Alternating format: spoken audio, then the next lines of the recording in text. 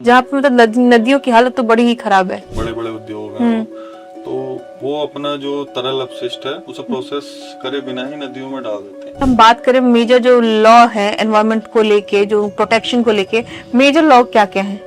Solid waste management rules जो 2016 में आए थे। लोनी जो है सबसे प्रदूषित शहर जो है घोषित हुआ है पूरी दुनिया में। तो उसमें किसी की जिम्मेदारी तय नहीं है। मेन क्या पॉइंट्स है कि जो ग्राउंड पे चीजें नहीं पहुंच रही हैं। पॉलिसी वीक है अभी हमारी। बहुत ही भारी मात्रा में प्लास्टिक के ढेर लगे होते हैं कचरे के रूप में, तो इसको कैसे खत्म किया जाए?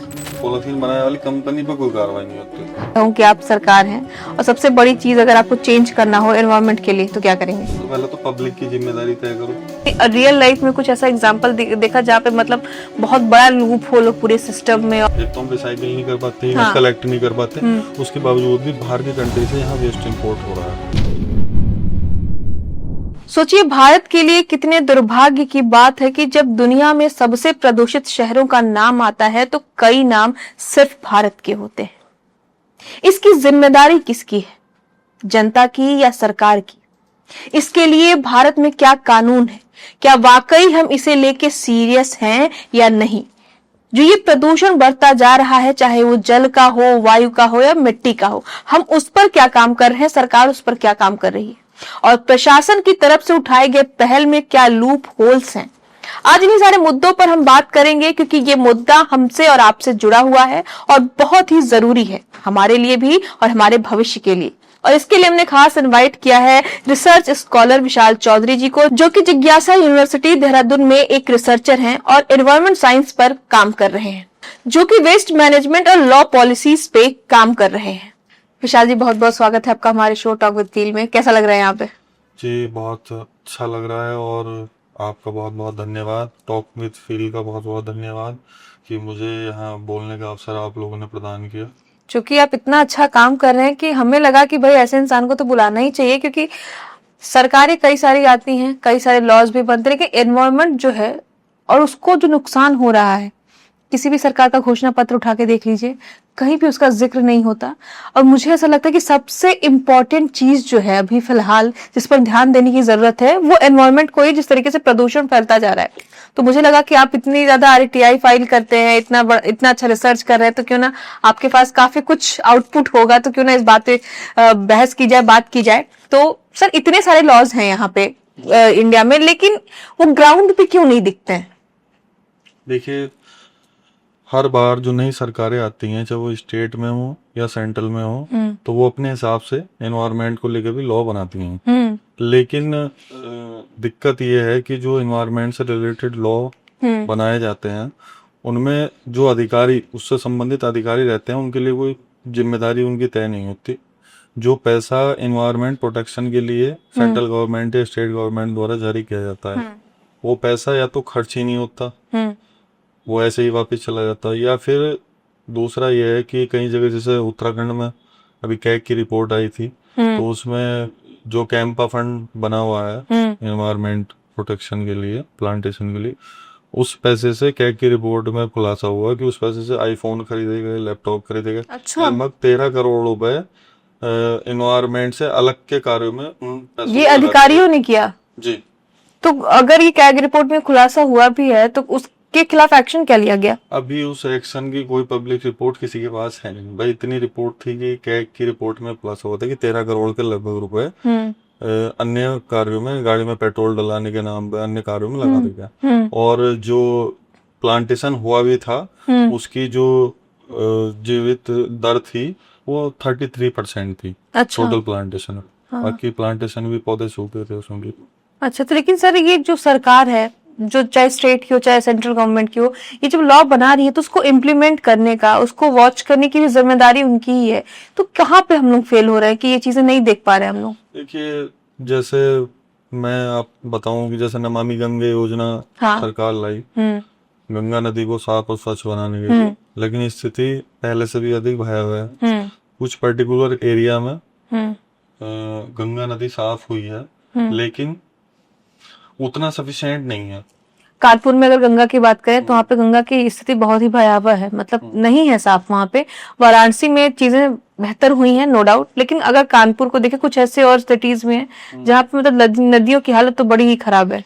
ये जैसे आपके पड़ोस में हिंडन नदी आप देख लो, या जो भी अन्य नदी हैं जो यमुना शहरों के नदी है। नजदीक है, यमुना नदी है, हाँ। तो उसमें क्या दिक्कत है कि जो फैक्ट्री होती हैं, फैक्ट्री हैं या बड़े बड़े उद्योग हैं, तो वो अपना जो तरल अपशिष्ट है उसे प्रोसेस करे बिना ही नदियों में डाल देते हैं। वो उसके लिए जो लोकल अथॉरिटी है वो जिम्मेदार है, वो उनके खिलाफ कोई कार्रवाई नहीं करते। वो सब जगह की स्थिति है, बल्कि मैं हिमाचल गया था, पाउंटा साहिब, वहाँ स्थिति बहुत अच्छी है, वहाँ यमुना नदी भी साफ है, बहुत अच्छी कंडीशन में है, तो वहाँ मुझे बहुत अच्छा लगा इस मामले में। अब आप हरिद्वार ले लो या वो ऋषिकेश तक, तो गंगा आपको ना साफ मिलेगी, उसके बाद तो धीरे धीरे। अभी मैं हाल फिलहाल में हरिद्वार गई थी, पानी नो डाउट वहां का साफ है, लेकिन जिस तरीके से माँ गंगा को वहां पे ट्रीट किया जा रहा है, चाहे वो श्रद्धालु हो या फिर वहां जो लोकल्स हैं, मुझे ऐसा लगता है कि आने वाले समय में कहीं ऐसा ना हो कि हरिद्वार में भी पानी कहीं ना कहीं वहां पे भी दिक्कत कर जाए। देखिए उसमें क्या है कि जो श्रद्धालु जाते हैं या कोई और भी लोग हैं, तो हमें अपनी जिम्मेदारी भी समझनी चाहिए। गंगा नदी जो है हम सबके लिए पूजनीय है, तो हमारा प्रयास रहना चाहिए कि हम उसमें कोई कचरा ना डालें और जो प्लास्टिक की चीजें वहां ना ले जाएं। तो उससे क्या है कि कुछ इस तरफ सुधार हो जाएगा। और उसके बाद जो है केवल एनवायरमेंट प्रोटेक्शन जो गवर्नमेंट की ही रिस्पॉन्सिबिलिटी नहीं है, ये हम सबकी भी नैतिक जिम्मेदारी है। तो उसे लोगों को समझना चाहिए। आस्था के नाम पे हमें जो है अपनी पूजनीय नदियों को प्रदूषित ना करके हमें जो है उन्हें साफ रखने में सहयोग प्रदान करना चाहिए। हमारी कंट्री में अगर हम बात करें, मेजर जो लॉ है एनवायरमेंट को लेके, जो प्रोटेक्शन को लेके, मेजर लॉ क्या क्या है? हमारे मेजर लॉ एनवायरमेंट प्रोटेक्शन को लेकर तो काफी उसमें संशोधन भी हुए हैं। अभी सबसे बड़ी समस्या तो आज के समय में प्लास्टिक वेस्ट की है। अच्छा। तो प्लास्टिक वेस्ट में क्या है, पहले सॉलिड वेस्ट मैनेजमेंट रूल्स जो 2016 में आए थे, तो उसमें कुछ टाइम बाद संशोधन भी हुआ। उसके बाद जो है अब नए लॉ आए हैं 2026 में अभी। क्या है तो उसमें बस इतना अंतर आया है कि जो वेस्ट का जो सोर्स है उसे स्रोत पे ही अलग किया जाएगा, सेग्रीगेशन जो उसका स्रोत पे ही किया जाएगा। और एक पोर्टल बनाने की बात कही गई है कि जो अर्बन लोकल बॉडीज है, म्युनिसिपल कॉरपोरेशन है, वो जो है अपना डाटा जो है पोर्टल पर डाल लेंगी, जिससे एक्यूरेट डाटा सरकार के पास पहुंचे और पॉलिसी बनाने में, फ्यूचर पॉलिसी बनाने में सरकार को उसमें मदद करे। अच्छा, अगर प्रदूषण को देखें तो अभी हाल ही में जो दुनिया की रिपोर्ट, वो उसमें एक लिस्ट जारी की गई थी, कम से कई शहर जो है यहाँ इंडिया के ही निकले थे। और दिल्ली कितना प्रदूषित शहर है, सरकारें बोलती हैं कि इस प्रदूषण पर बात भी करती हैं जब उनको सत्ता में आना होता है। लोनी जो है सबसे प्रदूषित शहर जो है घोषित हुआ है पूरी दुनिया में। तो क्या भले ही लॉज आप संशोधन कर रहे हैं, कुछ भी नए लॉज ला रहे हैं, लेकिन क्या ये सिर्फ पेपर तक ही सीमित है? ग्राउंड पे तो कुछ दिख नहीं रहा। देखिए सरकार जितना फंड एनवायरमेंट प्रोटेक्शन के लिए जारी करती है, यदि उस पूरे धन का सदुपयोग किया जाए तो एनवायरमेंट पूरी तरह से स्वच्छ हो जाएगा। लेकिन दिक्कत क्या है कि जब स्टेट बॉडी को पैसा जाता है तो वो एक्यूरेट डाटा इवन इकट्ठा नहीं कर पाते। मैंने कहीं आरटीआई लगाई, उसमें पता चला कि कभी किसी ईयर में दिल्ली ने अपना डाटा नहीं भेजा, Delhi state pollution control board ने, उत्तराखंड ने नहीं भेजा। तो उसमें किसी की जिम्मेदारी तय नहीं है। अगर कोई लॉ गवर्नमेंट ने बना दिया और जब डाटा ही नहीं आएगा तो फिर उसके लिए क्या पॉलिसी बनेगी? लेकिन अगर डेटा नहीं आ रहा है तो उस डेटा को लाने की भी जिम्मेदारी सरकार की ही है। अगर अधिकारी काम नहीं कर रहे हैं तो आप अथॉरिटी में इसीलिए बैठे हैं ना कि आप उस चीज को इम्प्लीमेंट करवाएं। ये तो सरकार की जिम्मेदारी है। देखिए सरकार की जिम्मेदारी है, लेकिन जो लोकल अथॉरिटी हैं उनके लिए वो कड़े दंड का प्रावधान लॉ में नहीं है। वो अगर नहीं भेजे तो केवल मेल उन्हें कर दिया तो क्या ऐसा होना चाहिए? हाँ बिल्कुल होना चाहिए, क्योंकि इन्वायरमेंट, स्वच्छ इन्वायरमेंट में रहना सबकी जो हम कहेंगे कि सबका अधिकार है। और इसमें जो है जितना पैसा गवर्नमेंट इस पर खर्च कर रही है वो टोटल 100% जो है एनवायरमेंट प्रोटेक्शन पर ही खर्च होना चाहिए। ओके। तो ये जो हजारों करोड़ जो खर्च हो रहे हैं, मेन अगर मैं जानना चाहूँ कि मेन क्या पॉइंट्स है कि जो ग्राउंड पे चीजें नहीं पहुंच रही हैं, वो अधिकारी? हाँ बिल्कुल वो भी हैं, और पॉलिसी वीक है अभी हमारी। अच्छा। उसके हिसाब से जो मैंने अपनी रिसर्च करी 3 साल वेस्ट मैनेजमेंट लॉ का, तो उसमें यही है कि पॉलिसी अभी हमारी वीक है और केवल उतना है कि हम एक पॉलिसी बना रहे हैं कि एनवायरमेंट प्रोटेक्शन करेंगे, लेकिन उस हिसाब से हम उन्हें कर नहीं पा रहे। तो इंडिया में सिर्फ वेस्ट बहुत बड़ी मात्रा में निकलता है और वेस्ट को हम शायद मैनेज नहीं कर पा रहे। आप कहीं पे भी चले जाइए, सड़क के किनारे कूड़े के ढेर लगे होते हैं। एक तो हमारी जो अपनी नैतिक जिम्मेदारी है वो भी हम नहीं पूरा करते, कहीं पे भी कूड़ा फेंक देते हैं, लेकिन उसके अलावा भी अगर आप देखें तो कई जगहों पे कूड़े का पूरा अंबार लगा हुआ है। तो क्या कारण है कि इतनी पॉलिसीज होने के बाद भी जो वेस्ट मैनेजमेंट है वो नहीं हो पा रहा है? देखिए, जैसे आप दिल्ली का उदाहरण लो या गाजीपुर लैंडफिल साइट, यस, सब जानते हैं, सब जगह फेमस है। तो उसमें क्या है कि आज तक इसमें हर बार आग लगने की घटनाएं होती हैं, लेकिन आज तक आग लगने के कारणों का पता नहीं चल पाया। ठीक है, उससे कितने लोगों को विस्थापित होना पड़ता है जब जहरीली गैसें उसमें से निकलती हैं आग लगने के बाद, तो कितने परिवारों को अपना घर छोड़कर जाना पड़ता। दिल्ली का सारा डेयरी मार्केट जो है गाजीपुर लैंड साइड के एरिया के नजदीक ही है। तो आप सोचो कि कैसा बहुत बड़ी सब्जी मंडी भी बगल में ही लगती है। दूध पीने के लिए, सब्जी खाने के लिए कैसी सब्जी उन्हें प्रोवाइड हो रही है दिल्ली वासियों को, तो उन्हें भी सोचना चाहिए। और एक इसका फेल्योर ये भी है कि जब हम घर से अपना कचरा डालते हैं तो हम उसे अलग अलग, गिल्ला सूखा सारा कचरा हम एक जगह, उसमें जो डस्टबिन आती हो, वो सबसे बड़ी दिक्कत है। फिर वो स्रोत पर जाकर जहाँ हम जाते हैं तो वो अलग करना बहुत बड़ी दिक्कत वाली बात है, सरकार के लिए भी दिक्कत है। तो हम अपनी नैतिक जिम्मेदारी समझते हुए भी गीला कचरा अलग, सूखा अलग, अलग अलग डस्टबिन में डालो, अलग अलग ही उसे वहां पहुंचाएं, तो उसमें उससे बहुत अधिक सुधार आएगा। अच्छा, मुझे क्या लगता है ना सर कि विशाल जी, हम जो है बहुत ही कैजुअल हैं इस चीज को लेके। हम चलते हैं, बिस्किट खाया, रैपर फेंक दिया, मतलब कुछ भी हाथ में है, अगर वो हमको हमारे यूज का नहीं लग रहा है तो हम उसको वहीं पे फेंक देते हैं। तो ये नैतिक जिम्मेदारी तो हम लोग को उठानी पड़ेगी, लेकिन इसके साथ साथ क्या ये जो करप्शन है, जो पूरा मैनेजमेंट है, उसमें जो करप्शन है, कहीं नहीं कहीं ये भी एक हिडन रूट कॉज है? हाँ बिल्कुल। देखिए, जैसे सरकार अभी एक बहुत अच्छा एक्ट लाई थी, EPR act, extended producer responsibility, यानी कि जो बड़े बल्क वेस्ट जनरेटर हैं वो जितना वेस्ट प्रोड्यूस करेंगे उतना ही उन्हें रिसाइकिल करना पड़ेगा, या जो वेस्ट रिसाइकिल करने वाली कंपनियां हैं उनसे सर्टिफिकेट खरीदने पड़ेंगे। अच्छा, ठीक है, ये अच्छा कदम था, लेकिन इसके इम्प्लीमेंटेशन में भी दिक्कत हो रही है। तो उसमें क्या था कि अभी लास्ट ईयर जो है वडोदरा में कुछ फर्जी EPR सर्टिफिकेट, उन्होंने कंपनी ने अपने वेस्ट रिसाइकिल की क्षमता से ज्यादा के सर्टिफिकेट जारी कर दिए। उस पर सेंट्रल पोल्यूशन कंट्रोल बोर्ड ने 6 करोड़ का फाइन लगाया। मतलब कि करप्शन इतना ज्यादा था कि उन्होंने पैसे लेके अपना सबको सर्टिफिकेट दे दिया, जबकि उस कंपनी की इतनी क्षमता थी नहीं वेस्ट रिसाइकिल की। ओके। तो सरकार लॉ बनाती है, तो जो कंपनियां हैं, बड़ी कंपनियां, जो कुछ लोग हैं, कुछ अधिकारी हैं, वो उसमें से लूज होल ढूंढ लेते हैं, कहीं ना कोई लूप होल उनको मिल जाता है। विरुद्ध कोई कानूनी कार्रवाई का प्रावधान उसमें है नहीं। तो मुझे लगता है कि उन अधिकारियों पे कानूनी कार्रवाई होनी ही चाहिए।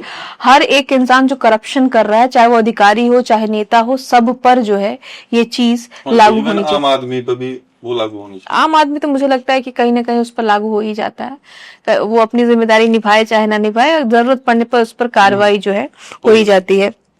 तो सर, मैं बेसिक चीज ये समझना चाहती हूँ कि इससे सेंट्रल गवर्नमेंट है, स्टेट गवर्नमेंट है, तो किसके पास कितनी पावर है, कितनी अथॉरिटी है कि वो चीजों को मैनेज कर सकता है? देखिए, सेंट्रल गवर्नमेंट तो सबसे ऊपर है इस मामले में, स्टेट के लिए भी पॉलिसी बनाती है, लेकिन उसके इम्प्लीमेंटेशन की जिम्मेदारी जो है वो स्टेट की है। ओके। और भाई आप हो कि एक व्यक्ति जो है पूरे देश को नहीं देख सकता, भाई सारी फाइलें तो कोई नहीं पढ़ सकते, तो उसी लिए अथॉरिटी बनाई गई है, वो इस राज्य स्तर पर भी हैं, वो जिला स्तर पर भी हैं। तो उनकी जिम्मेदारी है कि हम जो एनवायरमेंट प्रोटेक्शन से रिलेटेड लॉज हैं, जो वेस्ट मैनेजमेंट से रिलेटेड लॉज हैं, उनका जो है इम्प्लीमेंटेशन कराने की जिम्मेदारी लोकल अथॉरिटी। तो मतलब कि लोकल अथॉरिटी को काम करना पड़ेगा और उसको काम करवाने की जिम्मेदारी राज्य सरकार और केंद्र सरकार की है। अच्छा, ये जो डेटा हमारे हैं जो ये बताते हैं कि यहाँ पे इतना काम हो गया, यहाँ पे हमने इतना पॉल्यूशन कम कर दिया, इतना कचरा वेस्ट मैनेज कर लिया, इतने पौधे लगा दिए सड़क पे, लेकिन जब आप ग्राउंड पे उतरो वो चीजें दिखती नहीं है। तो क्या ये कहीं ना कहीं आपको डेटा मैनिपुलेशन की चीज तो नहीं लगती कि भाई हमें लोगों को दिखाना है, हम अपने तरफ से ये दिखाएंगे कि हमने इतना काम किया है, भले वो ग्राउंड पे ना दिखे। हाँ, उसमें भी दिक्कतें हैं। जैसे वेस्ट का ये, तो जो टोटल वेस्ट प्रोड्यूस होता है इंडिया में पर डे, उसका 70% ही कलेक्ट किया जाता है। उसमें से भी 1/3 हिस्सा जो प्रोसेस किया जाता है, बाकी लैंडफिल साइट में चला जाता है। बाप रे। तो लगातार जो है ये कचरे की, जो आप कहोगे साधारण भाषा में, कचरे की कब्रगाह बन रही हैं जगह जगह। और भविष्य में जो है अगर इसमें सुधार नहीं किया गया तो और बड़ी समस्या उत्पन्न हो जाएंगी। जैसे इलेक्ट्रॉनिक वेस्ट है, हाँ। तो सौर ऊर्जा पर सरकार ध्यान दे रही है, बहुत अच्छी बात है। सरकार जो है जो बाहर के देश से हम ऊर्जा, जैसे पेट्रोल डीजल सप्लाई कर रहे हैं, अन्य चीजें, तो सौर ऊर्जा ऐसी ही स्रोत है ऊर्जा का, तो उस पर काम करिए, बहुत अच्छा काम कर रही है सब्सिडी के जरिए। लेकिन उसमें दिक्कत क्या है कि अब इलेक्ट्रॉनिक वेस्ट, जब वो सौर ऊर्जा की जो प्लेट लगती हैं उसका वेस्ट रहेगा, जो मोबाइल है और भी चीजें हैं। और सबसे खतरनाक तो बायोमेडिकल वेस्ट है। और एक समस्या है कि जो झोला छाप डॉक्टर हैं गांव गांव है, सबको पता, बहुत ज्यादा है। ठीक है, वो जो बायोमेडिकल वेस्ट डालते हैं अपना, वो गांव के बाहर डाल देते हैं किसी के, कहीं पे भी वो कहीं काउंट नहीं होता, किसी डाटा में काउंट नहीं, क्योंकि वो सरकार के अधीन नहीं है, वो रजिस्टर्ड नहीं है। जो रजिस्टर्ड हॉस्पिटल है उनका डेटा तो सरकार के पास रहता है, ठीक है, राज्य सरकार जो कर देती है। लेकिन जो अदर है, जो सरकार के पास रजिस्टर्ड नहीं है, उनका डाटा तो कहीं भी नहीं है, तो उससे भी पॉलिसी। तो ये जो वेस्ट प्रोड्यूस हो रहा है, ये कहीं ज्यादा मात्रा में है जो सरकार के पास डेटा है। सरकार की दिक्कत आ रही है इससे डेटा कलेक्ट करने में, क्योंकि इस प्रकार की अनैतिक गतिविधियां चलती हैं, तो सरकार भी परेशान है इन चीजों से। और दूसरी बात यह प्लांटेशन की। तो प्लांटेशन का क्या है कि जो गाइडलाइन है उसमें यह है कि अगर एक पेड़ कटेगा तो उसका 10 गुना हमें लगाना है, ठीक है। तो ये बाय लॉ है। हाँ, अच्छा। या कभी कभी एनजीटी गाइडलाइन दे देती है अलग अलग प्रोजेक्ट के हिसाब से। तो उसमें दिक्कत यह है कि नीम और पिपल लगाना मैंडेटरी है। नीम और पीपल, ये आप बात कर रहे हैं सड़कों के किनारे। हाँ। अच्छा। लेकिन आप किसी भी हाईवे पे चले जाओ, एक भी नीम पीपल नहीं दिख रहा। जबकि जो मैंने आरटीआई लगाई थी उसमें साउथ की कंडीशन बहुत अच्छी है। अच्छा। हाँ, वो प्रॉपर। सबसे वर्स्ट सिचुएशन कहाँ की दिखी? सबसे, आप उत्तराखंड समझ लो, उत्तराखंड सरकार ने तो इवन डाटा ही नहीं दिया था मुझे। अच्छा। हाँ। लेकिन अगर आपने आरटीआई फाइल किया तो डाटा देना तो उनकी जिम्मेदारी है। वो आरटीआई मैंने पीएमओ फाइल की थी। अच्छा। ट्रांसफर होकर उनके पास आई थी सब जगह, जो 125 के लगभग शायद प्रोजेक्ट इम्प्लीमेंटेशन यूनिट है एनएचएआई की, वो सब जगह गई थी। लेकिन कुछ जगह, 1-2 जगह मुझे डाटा नहीं मिल पाया था। ओके। कुछ जगह, कुछ हिस्से का आ गया उत्तराखंड के, कुछ रह गया था, क्योंकि वन्य क्षेत्र है, तो वहाँ ज्यादा घपले करते हैं, उसकी समस्या। वन क्षेत्र, वहाँ पे पौधे भी बहुत ज्यादा काटे जाते हैं। हाँ, तो चूंकि आपने इतना रिसर्च किया है और आपने इतने आरटीआई भी फाइल किए हैं, अगर आपने रियल लाइफ में कुछ ऐसा एग्जांपल देखा जहाँ पे मतलब बहुत बड़ा लूप होल पूरे सिस्टम में और इन्वायरमेंट मैनेजमेंट में बहुत बड़ी दिक्कत है? जी, उसमें देखिए, जो लो फॉल है, सबसे बड़ी दिक्कत तो ये, इतना वेस्ट जो है यहाँ प्रोड्यूस होने के बाद, एक तो हम रिसाइकिल नहीं कर पाते, हाँ। कलेक्ट नहीं कर पाते, उसके बावजूद भी बाहर की कंट्री से यहाँ वेस्ट इंपोर्ट हो रहा है। अच्छा। ओके। और सबसे ज्यादा टायर वेस्ट बहुत बड़ी समस्या है। कई जगह फैक्ट्रीज लगी हैं, मुजफ्फरनगर है और जगह है, तो वहाँ बाहर से टायर आते हैं पुराने, उन्हें पिघला के जो है और वो बनाया जाता है कार्बन। ओके। तो उससे जो हानिकारक गैसें निकलती हैं, तो आसपास के लोगों को बहुत गंभीर बीमारियां उससे हो रही हैं। उसका लोग जिला स्तर पर जहाँ जहाँ लगी हुई हैं विरोध भी कर रहे हैं। मध्य प्रदेश में ऐसी लगभग 70 इकाइयां हैं। एमपी में, अभी तो एमपी में तो वो भोपाल गैस त्रासदी के बाद जो पीथमपुरा पूरा वेस्ट गया था, उसको लेके भी काफी ज्यादा पिछले साल विरोध हुआ था उस चीज को लेके। तो जैसे दिल्ली गाजीपुर लैंडफिल साइट का भी वेस्ट जो वहां पहुंचा रहे थे मुजफ्फरनगर, उसका विरोध भी चल रहा था पिछले दिनों, आपने देखा भी होगा। तो लेकिन ये तो जैसे बात हुई इंडिया की, कि इंडिया में एक जगह से लेके दूसरी जगह जा रहे हैं वेस्ट को, बाहर की कंट्रीज से आना ये बड़ी चीज है। हाँ। ये क्यों हो रहा है? ऐसा था, कोरोना पीरियड में इसे बंद कर दिया गया था। लेकिन तो क्या ये गवर्नमेंट की अप्रूवल के बाद आता है? यस। मतलब हम बाहर की कंट्रीज से वेस्ट ला रहे हैं अपनी। जो इस टायर स्क्रैप है, उसका सबसे बड़ा इंपोर्टर जो वो चाइना है। चाइना तो बहुत बड़ा इंपोर्टर है, हम भी उसके आसपास ही हैं। हम भी बहुत बड़ी मात्रा में टायर वेस्ट जो है बाहर से मंगाते हैं। और क्या क्या वेस्ट है जो हम बाहर से मंगाते हैं? इलेक्ट्रॉनिक वेस्ट है। और इसका करते क्या है? हम प्रोसेस करने, कुछ कंपनियां ऐसी हैं वो सरकार को गलत इन्फॉर्मेशन देती हैं कि कि हमारे पास प्रोसेस करने के लिए ना प्लास्टिक वेस्ट है, ना इलेक्ट्रॉनिक वेस्ट है, ना अन्य वेस्ट है, जो भी आ रहे हैं। अरे पूरा इंडिया में तो फैला हुआ है, कहाँ अब नहीं है? वो ऐसा अपनी बताती हैं और फिर सरकार से उसकी एनओसी लेकर बाहर से वेस्ट इम्पोर्ट करते ओके। हैं। ऐसे कई अखबारों की रिपोर्ट भी है। हाँ, अब बेसिक चीजें मैं ये समझना चाहूंगी कि 3 तरीके के pollution, air pollution, water pollution और सॉइल पॉल्यूशन, इन सब चीजों को की अगर बात करें तो इसका नॉर्मली जो है एक आम इंसान पर कितना बड़ा इम्पैक्ट पड़ता है? देखिए, सॉइल पोल्यूशन की सबसे पहले बात करते हैं, क्योंकि हम सब खाना खाने के लिए मिट्टी से उगा हुआ अनाज ही यूज करते हैं। मिट्टी की हेल्थ इस समय बहुत खराब हो चुकी है, क्योंकि नकली दवाइयाँ, पेस्टिसाइड, इंसेक्टिसाइड, इवन प्लास्टिक बहुत चली गई जमीनों में उसकी वजह से। तो सरकार ने हालांकि नकली दवाइयों को नियंत्रण करा, बहुत अच्छा स्ट्रिक्टली इस पर एक्शन करा, तो बहुत कम जो है नकली दवाइयाँ को बहुत नियंत्रण इन्होंने अच्छा, गवर्नमेंट किया। ने? हाँ बिल्कुल, ओके। इस पर अच्छा काम करा। तो उसके बाद जो है प्लास्टिक की दिक्कत ये है कि ये 500 साल भी नहीं गलेगा जमीन में जहाँ चला गया। अब क्या करते हैं कि गांव में इन्होंने पॉलिसी बनाई, आरआरसी सेंटर। सरकार ने बड़ी अच्छी पॉलिसी बनाई, और जिससे कि ग्राम पंचायत, क्योंकि आज जो है जो वेस्ट है वो गांव की भी समस्या बन चुका है। पहले गांव में वेस्ट नहीं रहता था ज्यादा, कोई बहुत कम यूज करती थी चीजें बाहर की, तो उतना नहीं था। तो लेकिन अब जो है गांव गांव नहीं रहे, काफी बड़ी जनसंख्या में तब्दीली होती जा रही है। जब जनसंख्या बहुत बढ़ी है ज्यादा तो गांव की भी बढ़ी है। मॉडर्नाइजेशन के नाम पे काफी चीजें बदल गई हैं। उसमें क्या है कि आरआरसी सेंटर बनाए गए कि वहाँ लोगों के घरों से वेस्ट आएगा, आरआरसी सेंटर पर, रिकवरी रिसोर्स सेंटर, वहां से जो है उसको सेग्रीगेशन करके और उसे जो है प्रोसेस करने के लिए भेज दिया जाएगा। लेकिन दिक्कत क्या हुई, आरआरसी सेंटर जो है कहीं भी संचालित रहेगा, वो बना के खड़े कर दिए गए, और जितना बजट आया था उससे कम एरिया में बनाए गए। मैं तो अपने जनपद में कई सारे बहुत है, मैं शिकायत भी करी थी उसकी।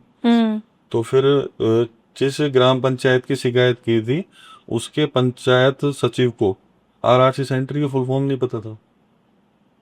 और क्योंकि उनकी ट्रेनिंग नहीं करवाई गई,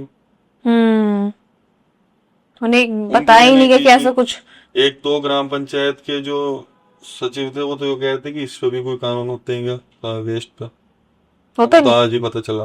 अरे बाप ये रे, मुझसे कहा उन्होंने। बाप रे। तो इतनी खराब स्थिति है, जो जो हमारे डेवलप्ड एरिया है उनमें भी ये स्थिति है। तो ये अभी तो हम बात करें सॉइल पॉल्यूशन की, अगर हम ये एयर पॉल्यूशन की और वाटर पॉल्यूशन की बात करें तो?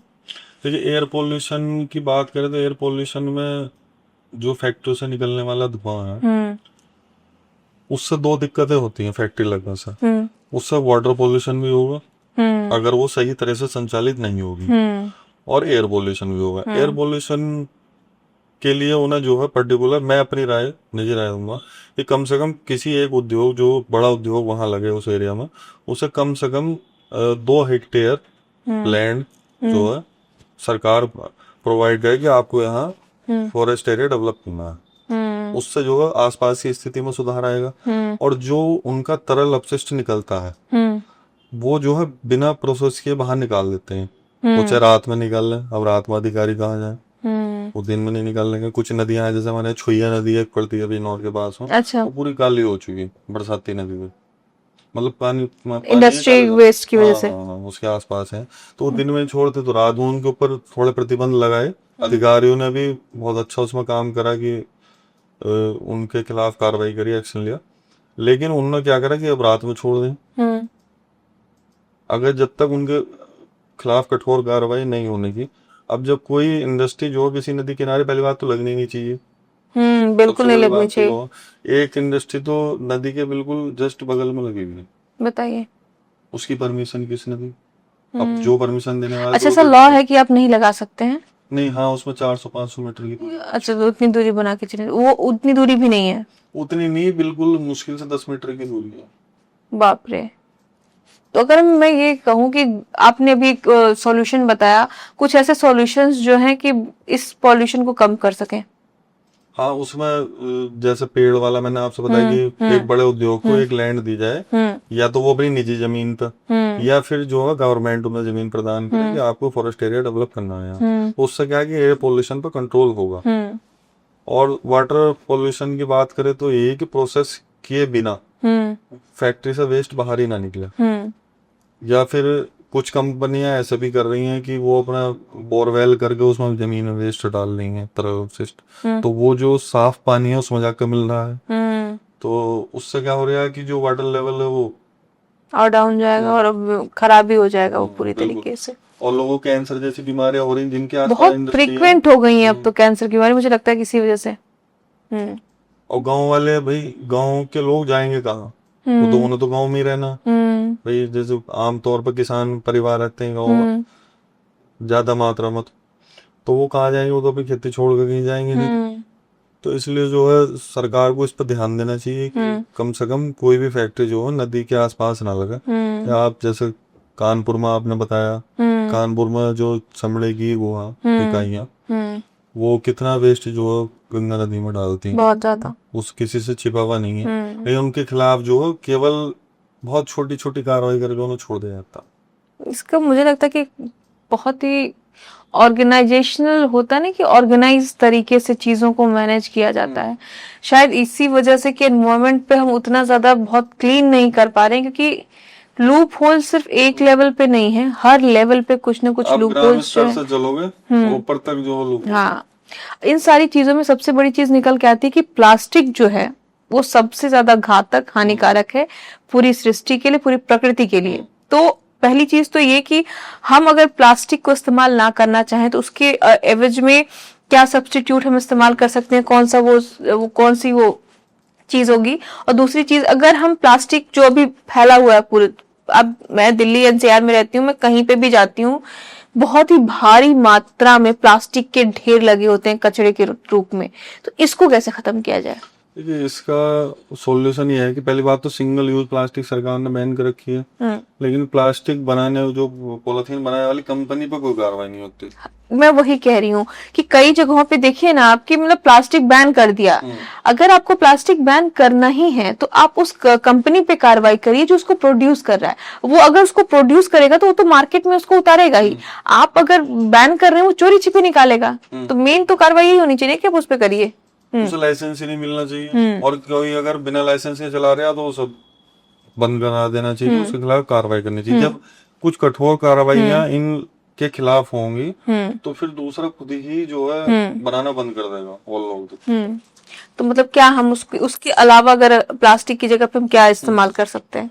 प्लास्टिक की जगह पर हम जो हैंड बैग जो उससे बने हुए रहते हैं, अब तो कागज के बने हुए कप चल रहे हैं सिंगल यूज में, आराम से ब्लिंकिट वगैरह यूज कर रहे हैं उसे, तो अच्छे रहते हैं वो। उसी टाइप के जो हैंड बैग आपने ब्लिंकिट का जिक्र किया, ब्लिंकिट का भी हुआ, बाकी जो ये ऑनलाइन कंपनियां हैं बाहर से भले वो लगता है कि कागज का है, लेकिन उसके अंदर का जो प्रोडक्ट है वो पैक प्लास्टिक में ही होके आता है। फूड डिलीवरी जैसे जोमेटो है, फूड डिलीवरी का तो ठीक है, लेकिन उसके अंदर जैसे आप सब्जी वगैरह भी मंगाएंगे तो एक प्रॉपर तो उसमें ही बंद होके आता है।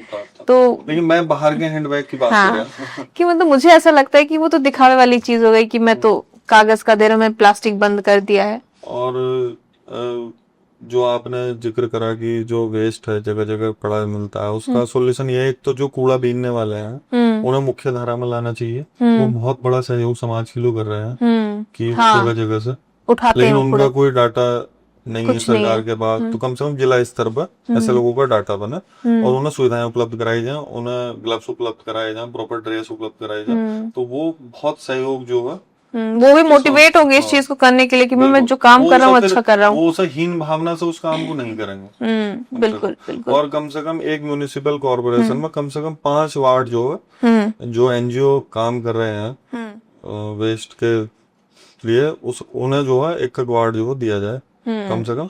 तो उससे भी जो है कम से कम, ऐसे देहरादून में एक एनजीओ ने ले रखा है तो वो सबसे साफ सुथरा वार्ड है। अच्छा हाँ, तो कहीं कहीं जगह अच्छा एनजीओ भी काफी ग्राउंड लेवल पे काम करते हैं इस चीज को लेकर। आपका उनसे भी मतलब कांटेक्ट हुआ? तो किस तरीके का उनका आउटपुट रहा? उनका आउटपुट सही है। जो वार्ड उन्होंने ले रखे हैं वो सुबह निकल जाते हैं और इवन समझाते भी हैं लोगों को, लोग उनकी बात मानते हैं। सबसे पहले तो हमें किसी को समझाने से पहले खुद वो काम करना चाहिए, कन्विंस होना पड़ेगा खुद को पहले उस चीज में लाना पड़ेगा। देहरादून में एक वार्ड है, वार्ड नंबर तो मेरा ध्यान नहीं है, तो मैं उनसे मिला भी था, तो बहुत अच्छा काम कर रहे हैं बहुत बढ़िया जो है वार्ड आप जाओगे, बहुत स्वच्छ एकदम, आपको प्लास्टिक वहाँ किसी जगह नहीं मिलेगा। इस मामले में इंदौर भी बहुत बढ़िया है। मेरी कंपैरेटिव स्टडी दे रहे थे इंदौर नगर निगम को इंदौर तो साफ शहर के नाम पे बिल्कुल जाना ही जाता साफ है। है। इस बार सूरत भी, सूरत में गई हूँ, अच्छी जगह है, काफी साफ सुथरी जगह है। इंदौर में क्या है कि वो है सीएनजी बना रहे हैं, इससे अच्छा। उनकी बसें चल रही हैं, उससे नगर निगम को एक्स्ट्रा इनकम हो रही है। तो बहुत अच्छा है। सड़कें जो पानी से धुलते हैं उस पानी से धुलते हैं, वो जो पानी प्रोसेस करते हैं, तो वहाँ आपको बहुत बिल्कुल ऐसा मतलब मिलेगा। कि यही है कि तरीके बहुत हैं एनवायरनमेंट को साफ रखने का, उसको स्वच्छ रखने का, हम बस उसको अपनाते नहीं अब है। जब इंदौर कर सकता है तो फिर अन्य जगह क्यों नहीं हो सकता? इतनी हाई प्रोफाइल सिटीज है हमारी, सब कर सकती हैं। बुरी हालत तो राजधानी राजधानी की है, राष्ट्रीय राजधानी सोचिए, सबसे प्रदूषित शहरों में दूसरे तीसरे नंबर पर अगर आ रहा है, तो ये भारत को बहुत सोचने की जरूरत है। इतना बड़ा बजट होने के बावजूद वो खर्च नहीं कर रहे हैं, या फिर जो है खर्च या तो वो वापस चला जाता है कि बजट उस साल का खर्च होगा, ठीक है, नहीं तो वापस चला जाए। तो अगर बजट आया है, सबसे बड़ा मुझे कंफ्यूजन इसी बात पे कि भाई अगर बजट आया है, उसके लिए प्रॉपर आपने एक बोर्ड बना के रखा है, आपकी पूरी कमेटी है, वो पूरा उस चीज पे काम कर रही है, उन्हें सिर्फ वही काम करना है, तो फिर कैसे उस पे वो पैसे खर्च नहीं हो पा रहे हैं? वो डॉक्यूमेंट में काम करते हैं क्या? बस डॉक्यूमेंट में अगर काम हो गया तो फिर तो पैसे वापस जाने का सवाल ही नहीं पैदा होता। तो उतना नहीं कर पाते ना, डॉक्यूमेंट में जितना हो गया वो आपको पता है करप्शन हर जगह है। वो तो है। तो कहने की बात ही नहीं है, सबको पता है। तो क्या ऐसा नहीं है कि हम अपने जो फ्यूचर, हमारी जो जनरेशन आने वाली है, उसके लिए जिस तरीके का माहौल है हमारा, एक टॉक्सिक एनवायरनमेंट दे रहे हैं भाई कि तुम्हारे लिए सांस लेना भी जो है दूभर है? हाँ बिल्कुल सही बात है। अगर ऐसी स्थिति चलती रही तो जैसे बाहर से वेस्ट इंपोर्ट इसी मात्रा में उतना जिस स्पीड से हो रहा है, और हमारी भी लगातार आबादी बढ़ रही है, अब जो प्रति व्यक्ति प्रतिदिन जो वेस्ट प्रोड्यूस करता है भारत, वो 700 ग्राम तक पहुंच चुका, जो पहले 500 ग्राम था। ये 2025 सीपीसीबी का डेटा है। तो अब ये देखिए आप कि जब बाहर से भी आएगा उतनी स्पीड में और यहाँ भी प्रोड्यूस होगा, और इकट्ठा नहीं कर पा रहे हैं, उसका लैंडफिल साइट में भी पूरा नहीं पहुंच पा रहे, नालियों में, नदियों में, तालाबों में। तालाब की स्थिति हर गाँव में बहुत बुरी हो चुकी है, वहाँ आपको कचरा ही मिलेगा, उसके अलावा कुछ नहीं मिलेगा। कुछ ग्राम पंचायतों के प्रधान अपने स्तर से जो अच्छे हैं, जो करना चाहते हैं एनवायरमेंट पर, कई जगह जैसे भरतपुर में है, वही स्मार्ट गांव है, भरतपुर डिस्ट्रिक्ट में एक स्मार्ट गांव हो, तो सारी सुविधाएं आप जाकर देखो, आपको लगेगा भी आप किसी बढ़िया हाईटेक सोसाइटी में आए। अच्छा। हाँ, तो ऐसे जो है उन्हें भी ग्राम पंचायत स्तर पर काम करने चाहिए। बहुत जगह है जो कर रहे हैं, हालांकि सरकार ने आरआरसी सेंटर बहुत अच्छी योजना बनाई थी, लेकिन उस तरीके का इम्प्लीमेंटेशन उसका नहीं हो पाया। मतलब योजनाएं तो सब अच्छी हैं, लेकिन उनका इम्प्लीमेंटेशन हो तो ना। उसका इम्प्लीमेंटेशन इसलिए नहीं हो पाता क्योंकि सरकार जो पॉलिसी बना रही है उसमें जो अधिकारी हैं उससे संबंधित, उनके लिए कोई प्रावधान खड़ा नहीं है। कम से कम उनके खिलाफ कड़ा प्रावधान हो, सिस्टम की नाकामी है। सरकार ने अच्छा खासा बजट जारी कर रखा है, अब सिस्टम को देखना है कि हमें कैसे उसको। ये कुछ वैसी चीजों की एसआईआर तो करवा दिया, लेकिन बीएलओ को पूरा ट्रेन ही नहीं किया, वो ग्राउंड लेवल पे कर ही नहीं पाए। आरआरसी वाली वही चीज हो गई, तो जल्दीबाजी में कर दी। हाँ तो आप चूंकि ग्राउंड लेवल पे काम करते हैं, आप लोगों से मिले जुले हैं, अभी अगर इस मौजूदा स्थिति जानने की कोशिश की जाए कि किस डेंजरस सिचुएशन में जो है हमारा पॉल्यूशन का वो पूरा एनवायरनमेंट जो पहुंच गया है, तो किस सिचुएशन पे अभी? देखिए, एक तो लगातार जो है वाटर लेवल डाउन होता जा रहा है वहाँ, उससे दिक्कत ये आ रही है कि जो इंडस्ट्री के आसपास के गाँव हैं वहाँ कैंसर जैसी समस्याएं जो हो रही हैं। पंजाब का एरिया है, पंजाब में बहुत ज्यादा दिक्कत हो रही है, और कहीं कहीं 500-600 फीट तक वाटर लेवल पहुंच चुका, तो आप सोच सकती हो। और दूसरा जो है, कम से कम सरकार इस चीज पर ध्यान दे कि जब हम कोई पॉलिसी बना रहे हैं तो उस एरिया के, हर एरिया का अलग सिस्टम होता है, तो कम से कम उसमें कुछ एक्स्ट्रा पॉलिसी ऐड करके उस एरिया के हिसाब से, और हम जो है स्टेट लेवल पर पॉलिसी बनाए। अभी हमने बात की थी जब हमने स्टार्ट किया था कि गवर्नमेंट जो फंड देती है उसका वो क्या कहते हैं, टैबलेट खरीद लेते हैं कुछ, और किस किस तरीके से मिसयूज होता है इस फंड का? इस फंड का मिसयूज देखो ऐसा है कि एक तो जैसे प्लांटेशन है सड़कों पर, रोड से जितने भी एक्सप्रेस वे बनने हो, तो उसकी कॉस्ट ही इतनी दिखा दी जाती है जो एक्चुअल में होती नहीं है। मतलब कभी कभी 500 गुना तक भी कर देते हैं। अच्छा। हाँ।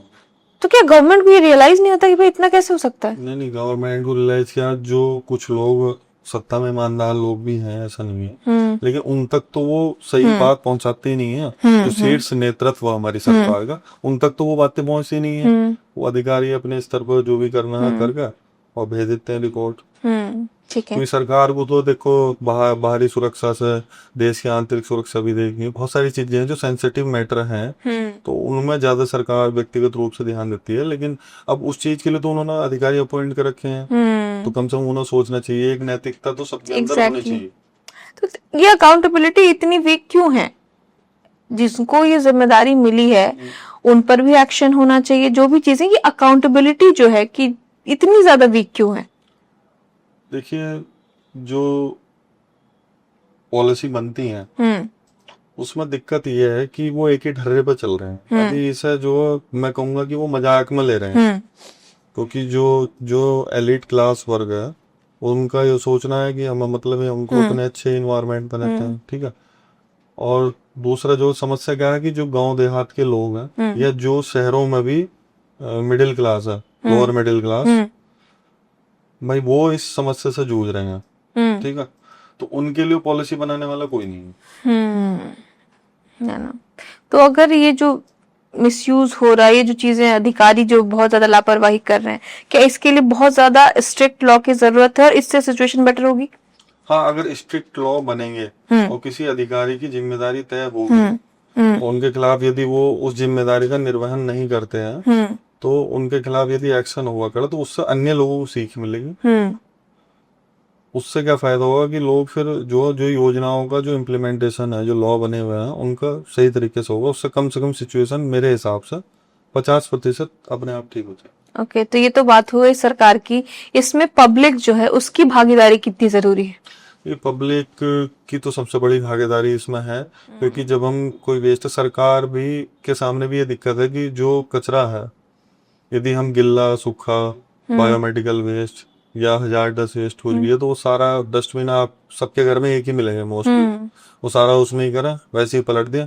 अब समस्या हो कि जो जो गीला कचरा है, जैसे सब्जी का है, फलों का है, उसका तो खाद बनता है। जैसे पंजाब गवर्नमेंट है, पंजाब गवर्नमेंट में क्या कर रहे हैं कि उसका जो है खाद बना के और कोऑपरेटिव सोसाइटियों के माध्यम से वो लोग जो किसानों को बांट रहे हैं, वो एक अच्छा काम कर रहे हैं। मेरी बात भी हुई थी वहां। अच्छा। मैंने पहली आरटीआई जो है पंजाब ही लगाई थी।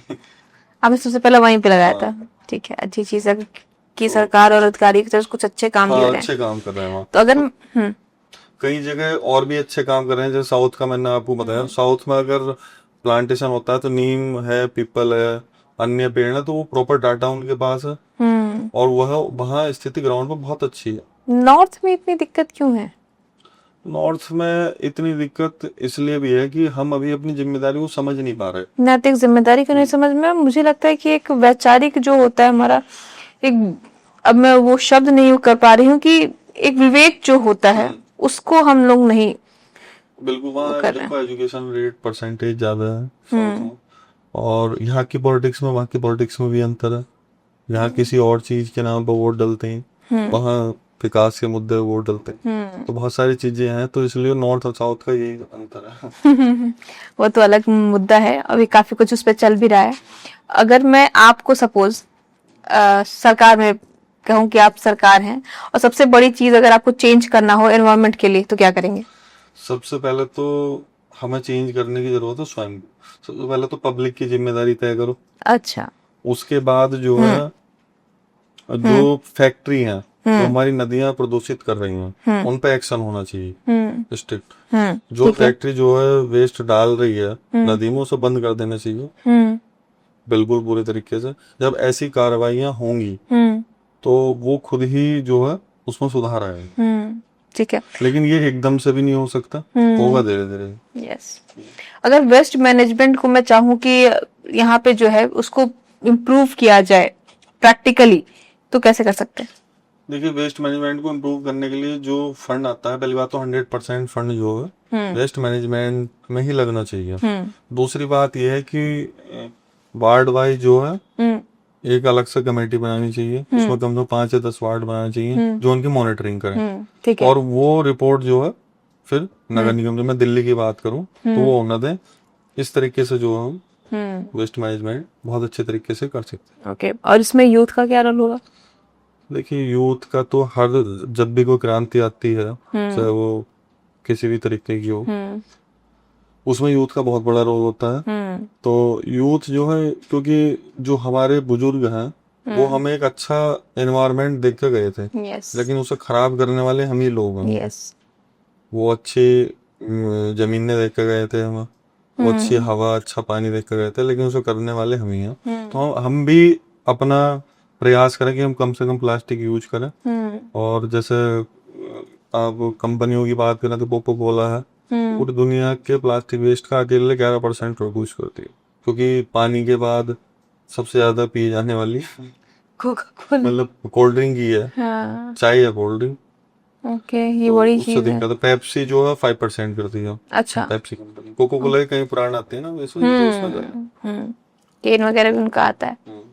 तो थैंक यू सो मच विशाल जी, आप हमारे शो में आए और बहुत इंपॉर्टेंट टॉपिक है ये, एनवायरनमेंट को लेके हम अवेयर नहीं रहते, चाहे सरकार हो चाहे जनता हो। हमें लगता है कि इस पे बात भी करना चाहिए, चर्चा भी करनी चाहिए, और हमें एक पहल भी करनी चाहिए कि हम अपने लिए और अपने साथ साथ अपने फ्यूचर के लिए भी एक अच्छा वातावरण जो है प्रोड्यूस करें। तो थैंक यू सो मच विशाल जी हमारे शो में आने के लिए। अंत में कुछ सुझाव आप हमारी ऑडियंस को देना चाहें? देखिए, मैं चाहूंगा कि सब अपने अपने क्षेत्रों में जो लॉ की जानकारी रखें, वेस्ट मैनेजमेंट की और एनवायरमेंट प्रोटेक्शन के, और अपने स्तर से, जो जिला स्तर हो, तहसील स्तर हो, अपने अपने स्तर से प्रयास करें कि लॉ का इम्प्लीमेंटेशन हो, लोगों को जागरूक करें इस बारे में, और अधिकारियों से मिले, क्योंकि अलग से पैसे लगाने की जरूरत नहीं है। जितना बजट आता है वो उतने में ही सफिशिएंट, पर्याप्त है, और उससे जो हम बहुत चीजों में सुधार कर सकते हैं। तो दोस्तों, हम बात कर रहे थे विशाल जी से, जिन्होंने बताया कि अपने एनवायरनमेंट को सेफ रखना, सुरक्षित रखना, साफ रखना कितना ज्यादा जरूरी है। फिर किसी और मेहमान के साथ आपसे रूबरू होंगे, तब तक के लिए शुक्रिया।